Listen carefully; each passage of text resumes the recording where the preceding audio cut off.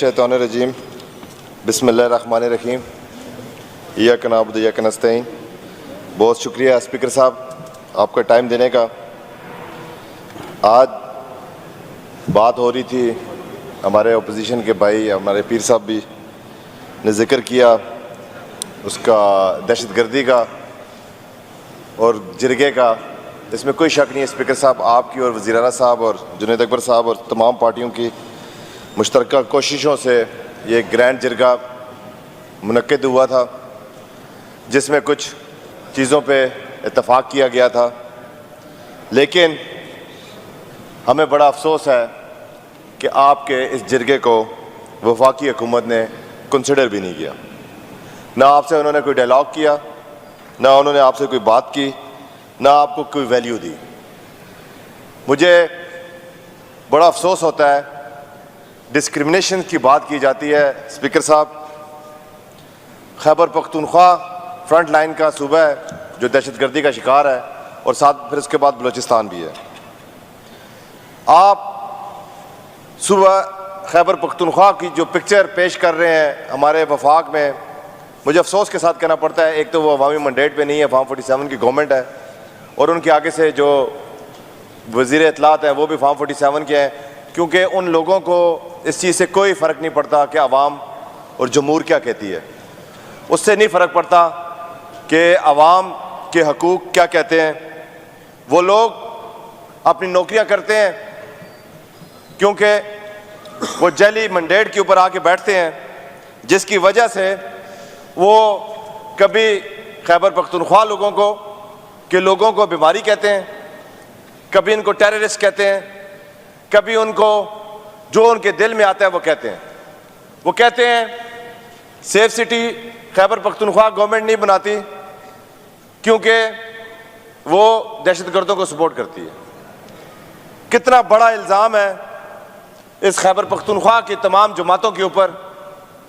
जो लोग कुर्बानियाँ देते हैं, जो लोग दहशतगर्दी का शिकार होते हैं, उन्हीं को दहशतगर्द कह देते हैं। आप लोग जाके कतर में मुज़ाकरात करें तो वो जायज़ है, हम क्या मुज़ाकरात की बात करें तो हम दहशतगर्द हैं। आप लोग हमारे 2250 अरब से ज़ायद की रकम आप लोग हमें न दें और हमें कहें कि आप लोग सेफ सिटी नहीं बना सकते। भाई हमारा तो इंफ्रास्ट्रक्चर सारा डैमेज हुआ है। हमारे तो आपने जो पहले ऑपरेशंस किए हैं, जो पहले कमिटमेंट्स किए हैं, उनमें से कोई कमिटमेंट आप लोगों ने पूरी नहीं की। वो अभी तक आप लोगों के लोग उनको देख रहे हैं। कल हमने खैबर पख्तूनख्वा के हवाले से पीटीआई का बड़ा क्लियर स्टांस है कि जो मुल्क और अवाम के साथ कत्लेआम करते हैं, दहशतगर्दी करते हैं, वो पाकिस्तान के और हमारे दुश्मन है। दहशतगर्दों का ना कोई मजहब होता है, ना उनकी कोई जमात होती है। ये पाकिस्तान तहरीक इंसाफ का क्लियर मैंडेट है, क्लियर उन्होंने किया हुआ है कि उनके साथ हमारा कोई ताल्लुक नहीं है। हम उस चीज़ को कंडेम करते हैं। कल टांग में हमारे पुलिस के एहलकार शहीद हुए, हमें अब बेहद अफसोस हुआ है। हम यही तो कहते हैं, जो एहलकार शहीद होते हैं वो भी हम हैं, जो ऑपरेशन में बेगुनाह बंदे मारे जाते हैं वो भी हम हैं। हम ही शिकार हैं और हमारी बात आप लोग नहीं सुनते। इसके साथ आप लोगों ने जो फॉर्म 47 का आज आप लोगों को पता चल रहा होगा कि इसका क्या नुकसान होता है। जब हुकूमत अवाम की मर्जी की नहीं होती ना, तो इसी वजह से इस्लामाबाद में भी ये बुलेट प्रूफ गाड़ियों में फिरते हैं। हमारे पास, हम इस अवाम के लिए बुलेट प्रूफ गाड़ियाँ कहाँ से लाएं? हम वसाइल इनको कहाँ से दें? इस मुल्क को क्या आप पाकिस्तान को सिक्योरिटी रिस्क बनाना चाहते हैं? आप लोग कहते हैं यहाँ पे हमले होते हैं, क्या इस्लामाबाद में हमले नहीं हो रहे? क्या वहाँ पे G11 की कचहरी में हमला नहीं हुआ? क्या बलूचिस्तान में जो हुकूमत है वो पाकिस्तान तहरीक इंसाफ की है? वहाँ पे कितने सेफ सिटीज आपने बना लिए हैं? आपने कितने वसाइल का वहाँ पे चेक किया है? जनाब स्पीकर, इसी तरह की बहुत सारी बातें हैं। मैं इसके साथ ही इन लोगों को सबसे बड़ा दुख ये है कि मैं सबसे पहले तो वज़ीर आला साहब को और सबको पाकिस्तान तहरीक इंसाफ वालों को सारों को मुबारकबाद देता हूँ। जिस तरह इन्होंने कराची में अपना स्ट्रीट मूवमेंट चला रहे हैं, जिस तरह अवाम जोक दर जोक इनके साथ चल रहे हैं, लाहौर पंजाब में जिस तरह चल रहे हैं, इनको खौफ पैदा हो चुका है इनको। और जब कोई बात समझ नहीं आती ये फिर डराने पे लग जाते हैं, ये फिर लोगों को दहशतगर्द कहने लग जाते हैं, फिर ये हुकूमतें ख़त्म करने के चक्कर में लग जाते हैं।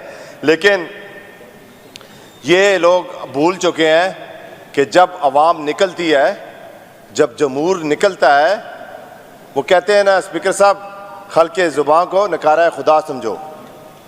ये अवाम ज़बान खल को जी ज़बान खल को ज़बान खल को नकारा है खुदा समझो। ये अवाम की मंडेट को समझें, ये समझें कि ये अवाम अब और इन चलाकियों में नहीं आएगी, अब और किसी धोखे में नहीं आएगी। इसी वजह से ये अवाम ने कराची का जिस तरह आप लोगों ने देखा कि सिलसिला वहाँ पे अवाम निकली है, और इंशाअल्लाह इसी तरह अल्लाह के फजल करम से वो दिन दूर नहीं है जब पाकिस्तान में हकीकी आज़ादी होगी और हकूक़ का, अवाम के हकूक़ का तहफ़्फ़ुज़ किया जाएगा। इसके साथ ही स्पीकर साहब, आप सबका बहुत शुक्रिया कि आपने मुझे टाइम दिया।